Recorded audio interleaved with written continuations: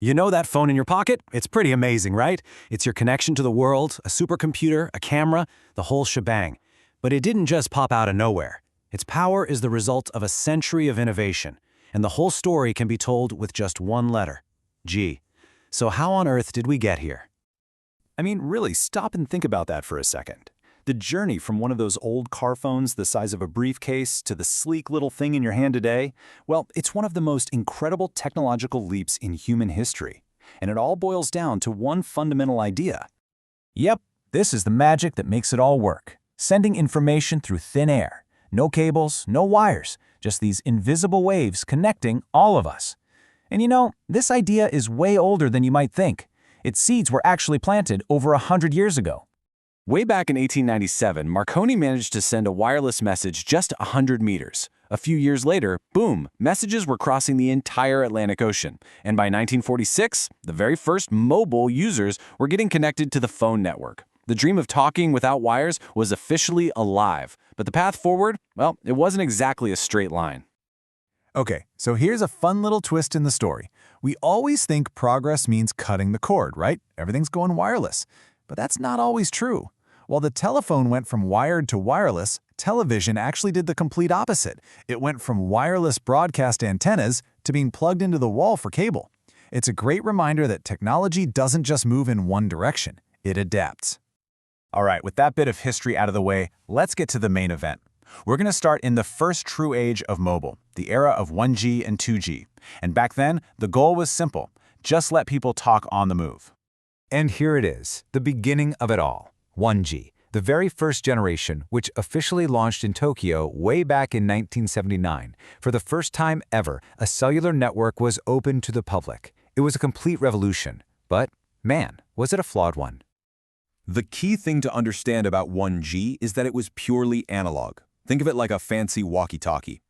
This meant calls were crackly and full of static, the phones were huge, battery life was an absolute joke, and maybe worst of all, there was zero security. Seriously, anyone with a cheap radio scanner could just listen in on your calls. It was an amazing first step, but it desperately needed an upgrade. And that upgrade was 2G. Now, this wasn't just a small improvement. It was a total revolution. It was the shift from analog to digital. And that single change fixed a ton of 1G's biggest headaches and, more importantly, paved the way for something brand new. So by going digital, 2G could finally encrypt calls, which meant they were secure for the first time. It also made roaming possible. And oh yeah, it gave us the single most important feature of the 90s, the SMS text message. But 2G had its own fatal flaw. It was built for your voice and for texts, not for data. The internet was on its way, and 2G was just way too slow.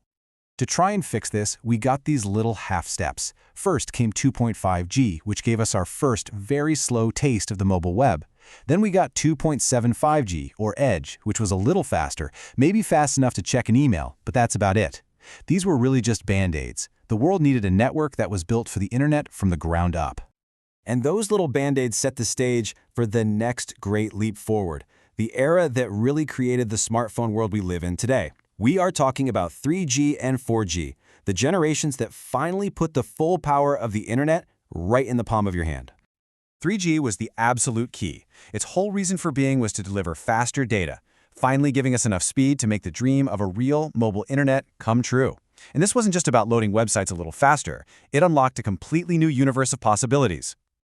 And what an explosion it was. Suddenly, with 3G, we had video calls on our phones. We had location tracking that made maps work. We could stream TV, play awesome 3D games, and most importantly, this speed created the app ecosystem.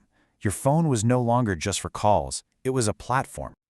But while 3G was a total game changer, it came at a huge cost. The licenses for the radio frequencies, think of them as invisible highways for data, were auctioned off for billions of dollars.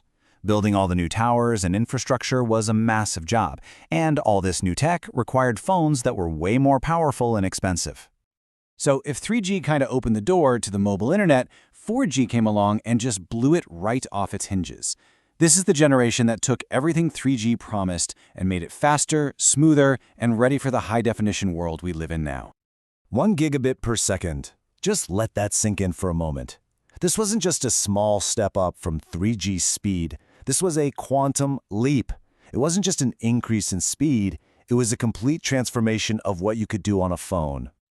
This is the speed that lets you stream an HD movie on the bus without it buffering. It's what lets you play incredible games on the go.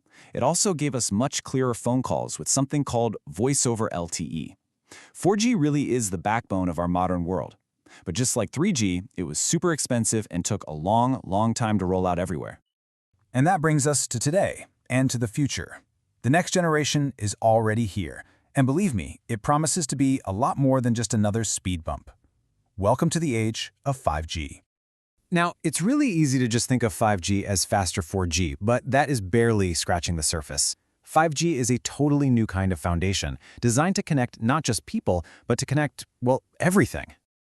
And yeah, the speeds are just ridiculous. We're talking a theoretical peak of 10 gigabits per second. But as mind-blowing as that number is, the real revolution of 5G, it isn't about the speed. It's about something else entirely. And here it is, the real game changer. Ultra-low latency. Latency is just a fancy word for delay. It's the time it takes for a signal to go from your phone to the network and back again. By making that delay almost zero, 5G unlocks things that were pure science fiction just a few years ago. And this is why it matters so much. When the delay is gone, you can control things in real time from anywhere. Think about self-driving cars talking to each other instantly to avoid a crash. Or imagine a surgeon in New York performing a delicate operation on a patient in Tokyo using a robotic arm. These aren't just cool ideas. They're the kinds of things that low latency makes real. So that's the question I want to leave you with. We've gone from the crackly, insecure calls of 1G to a future where delay, or lag, is basically gone. It's been an incredible ride. But now, with lag becoming a thing of the past, what's next? What new worlds are we going to build? What problems will we solve? The next chapter is just getting started.